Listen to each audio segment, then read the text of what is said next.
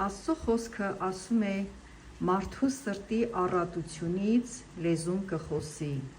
այսինքն մարդու սիրտը ինչով որ լցված է, մարդու լեզուն բնականաբար արտահայտում է իր սրտի պարունակությունը։ Ուրեմն սիրելիներս, այսպիսի հայտնություն եմ ես ստանում այս խոսքից, որ բամբասող, չարախոսող մարդը, կոնկրետի նկատի ունեմ ինձ, քեզ, հավատացյալ աստվածապաշտ մարդուն, բամբասող, չարախոսող մարդը, այդ մարդու մեջ ուրեմն լիքն է այդ խոսքերը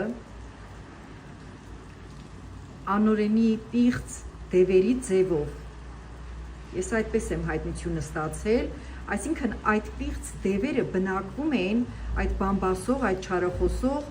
մարդու որովայնի մեջ, տարբեր օրգանների մեջ են բնակվում։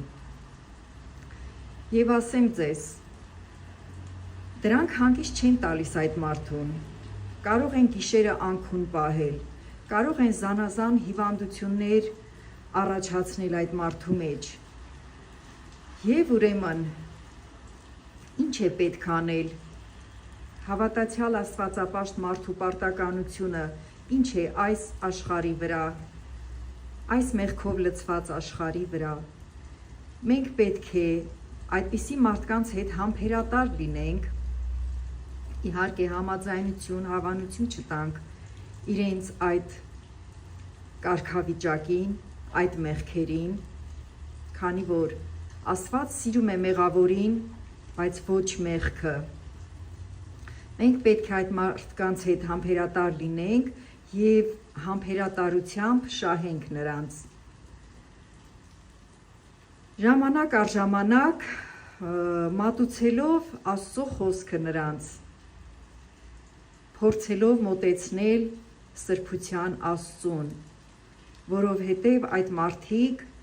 ուղիղ իմաստով դժոխքի ճանապարհին են կանգնած։ Իսկ մեր գործը ինչ է։